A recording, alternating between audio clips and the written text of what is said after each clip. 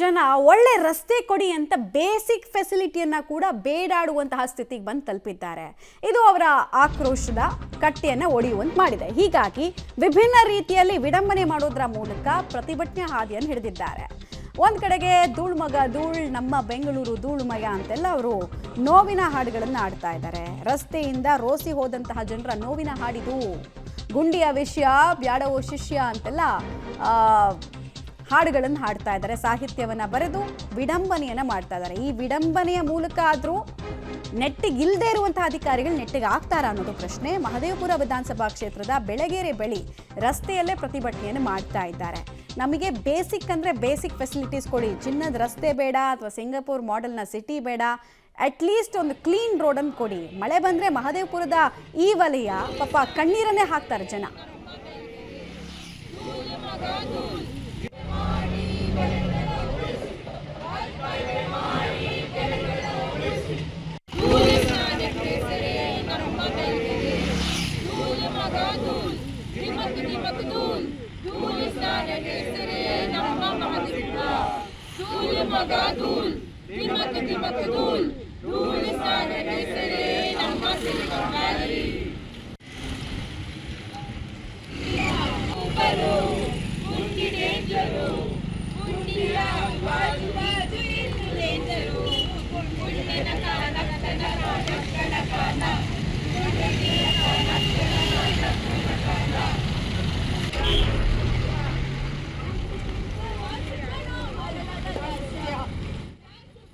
ಪ್ರತಿಭಟನೆ ಮಾಡೋದಕ್ಕೆ ದಾರಿಗಳು ಬೇಕಲ್ಲ, ಹೀಗಾಗಿ ಈ ರೀತಿಯ ಹಾದಿಯನ್ನು ಇಟ್ಕೊಂಡಿದ್ದಾರೆ.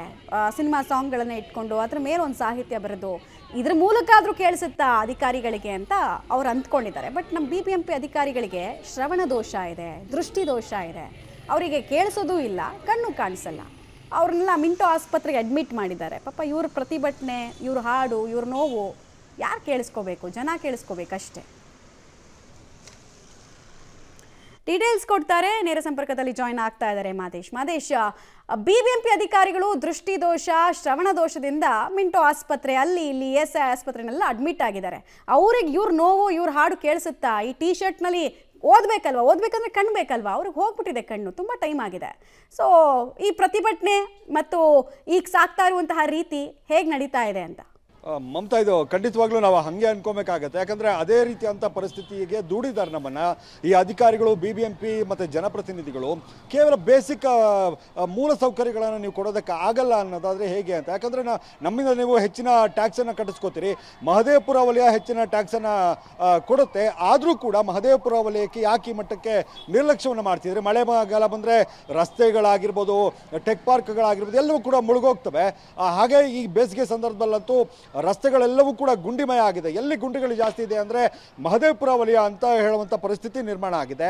ಈ ಥರದ ದುಸ್ಥಿತಿಗೆ ನಮ್ಮನ್ನು ದೂಡ್ತಾ ಇದ್ದೀರಿ. ನಾವು ಏನು ಮಾಡಬೇಕು, ಯಾವ ರೀತಿಯಾಗಿ ನಿಮ್ಮನ್ನು ಪ್ರತಿಭಟಿಸಬೇಕು? ಪ್ರತಿಭಟನೆ ಮಾಡಿದ್ದಾಯಿತು, ಮನವಿಗಳನ್ನು ಕೊಟ್ಟಿದ್ದಾಯಿತು, ಏನು ಮಾಡಿದ್ರು ಕೂಡ ಇವರು MA ಚರ್ಮದವರು ಇವರ ಯಾವುದೇ ರೀತಿಯಾಗಿ ಸ್ಪಂದನೆಯನ್ನು ಕೊಡ್ತಾ ಇಲ್ಲ. ಅದಕ್ಕಾಗಿ ಈಗ ಒಂದು ರೀತಿ ವಿಡಂಬನೆ ಮಾಡುವಂಥ ರೀತಿಯಾಗಿ ಅವರನ್ನು ಬಡಿದೆಬ್ಬ ಎಬ್ಬಿಸೋದೊಂದು ಹೇಗೆ ಅನ್ನುವಂಥ ನಿಟ್ಟಲ್ಲಿ ಹಾಡುಗಳನ್ನು, ಅಂದರೆ ಸಿನಿಮಾ ಹಾಡುಗಳು, ಮ್ಯೂಸಿಕ್ ಏನಿದೆ ಅದಕ್ಕೆ ಇವರದೇ ಆದಂಥ ಸಾಹಿತ್ಯ ಅಂದರೆ ಬೆಂಗಳೂರಿನಲ್ಲಿ ಆಗ್ತಾ ಇರುವಂಥ ಗುಂಡಿ ರಸ್ತೆಗಳಿರಬಹುದು, ಹಾಗೆ ಧೂಳುಮಯ. ಎಲ್ಲಿ ನೋಡು ಬೆಂಗಳೂರು ತುಂಬ ಈಗ ಧೂಳುಮಯ ಆಗಿದೆ. ಯಾವ ರಸ್ತೆ ಕೂಡ ಖಾಲಿ ಇಲ್ಲ, ಎಲ್ಲ ರಸ್ತೆಗಳು ಕೂಡ ಗುಂಡಿಗಳನ್ನು ಅಗೆದಿದ್ದಾರೆ. ಮೊದಲು ಗುಂಡಿಗಳಾಗ್ತಾ ಇದ್ವು, ಈಗ ಇವರೇ ಗುಂಡಿಗಳನ್ನು ಅಗೆದು ಇವರು ಒಂದು ರೀತಿ ರೆಡಿಮೇಡ್ ಗುಂಡಿಗಳನ್ನು ಕೊಡುವಂಥ ಕೆಲಸವನ್ನು ಮಾಡ್ತಾ ಇದ್ದಾರೆ. ಅವುಗಳನ್ನು ಮುಚ್ಚುವಂಥ ಕೆಲಸ ಆಗ್ತಾ ಇಲ್ಲ. ರೋಸಿ ಹೋಗಿದ್ದಾರೆ ಜನ. ಇನ್ನು ಮುಂದಿನ ದಿನಗಳಲ್ಲಿ ಯಾವ ರೀತಿಯಂಥ ಪ್ರತಿಭಟನೆಗಳನ್ನು, ಯೋಚನೆಗಳನ್ನು ಮಾಡ್ತಾರೋ ಗೊತ್ತಿಲ್ಲ. ಈಗಂತೂ ಏನು ಸಿನಿಮಾ ಮ್ಯೂಸಿಕ್ ಇದೆ, ಅದಕ್ಕೆ ಇವರದೇ ಆದಂಥ ಸಾಹಿತ್ಯಗಳನ್ನು ಹಾಕ್ಕೊಂಡು ವಿಡಂಬಿಸುವಂಥದ್ದು, ಬಡಿದೆಬ್ಬ ಎಬ್ಬಿಸುವಂಥ ಕೆಲಸವನ್ನು ಮಾಡ್ತಾ ಇದ್ದಾರೆ. ಇನ್ನಾದರೂ ಸಂಬಂಧಪಟ್ಟಂಥ ಅಧಿಕಾರಿಗಳು, ಹಾಗೆ BBMP ಅಧಿಕಾರಿಗಳು, ಏನು ಬೆಂಗಳೂರಿನ ಸಚಿವರು ಯಾರಿದ್ದಾರೆ ಅವರು ಎಚ್ಚೆತ್ಕೊಳ್ಬೇಕಾಗತ್ತೆ. ಕನಿಷ್ಠ ಪಕ್ಷ ಮೂಲಭೂತ ಸೌಕರ್ಯ, ನೀವೇನೇನೋ ಮಾಡೋದು ಬೇಡ, ಕನಿಷ್ಠ ಪಕ್ಷ ಮೂಲಭೂತ ಸೌಕರ್ಯಗಳನ್ನಾದರೂ ಕೊಡುವಂಥ ಕೆಲಸವನ್ನು ಮಾಡಿ ಅನ್ನುವಂಥ ಒತ್ತಾಯವನ್ನು ಮಾಡಿದ್ದಾರೆ. ಬೆಳಗ್ಗೆ ಪ್ರತಿಭಟನೆಯನ್ನು ಮಾಡಿದ್ರು. ಪ್ರತಿಭಟನೆ ಈ ರೀತಿಯಾಗಿ ಮಾಡಿ ಇನ್ನಾದರೂ ನಮ್ಮ ಬಗ್ಗೆ ಯೋಚನೆ ಮಾಡಿ. ಯಾಕಂದರೆ ನಾವು ಹೆಚ್ಚಿಗೆ ಟ್ಯಾಕ್ಸು ಪೇ ಮಾಡ್ತೀವಿ. ಟ್ಯಾಕ್ಸ್ ಪೇ ಮಾಡೋರನ್ನ ಈ ರೀತಿಯಾಗಿ ನೀವು ನೋಡಿಕೊಂಡ್ರೆ ಹೇಗೆ ಅನ್ನೋ ಥರದ ಪ್ರಶ್ನೆಯನ್ನು ಅವರು ಮಾಡ್ತಾ ಇರುವಂಥದ್ದು ವಿಡಂಬನಾತ್ಮಕವಾಗಿ ಮಾಡಿದ್ದಾರೆ ಇವತ್ತಿನ ಪ್ರತಿಭಟನೆ. ಮಮತಾ, ರೈಟ್, ಧನ್ಯವಾದ ಮಾದೇಶ್ ತಮ್ಮೆಲ್ಲ ಮಾಹಿತಿಗಾಗಿ. ಕ್ಷೇತ್ರದ ಶಾಸಕಿಗೆ ಅಟ್ಲೀಸ್ಟ್ ಗೊತ್ತಿರಬೇಕಾಗಿತ್ತು. ಅರವಿಂದ್ ಲಿಂಬಾವಳಿ ಅವರ ಪತ್ನಿ ಕ್ಷೇತ್ರದ ಶಾಸಕಿ ಮಂಜುಳಾ ಲಿಂಬಾವಳಿ ಅವರು, ಅಟ್ಲೀಸ್ಟ್ ಅವರಾದರೂ ಇವ್ರಿಗೆ ದನಿ ಆಗಬೇಕಾಗಿತ್ತು. ಯಾವುದೂ ಆಗಿಲ್ಲ ಅಲ್ಲಿ.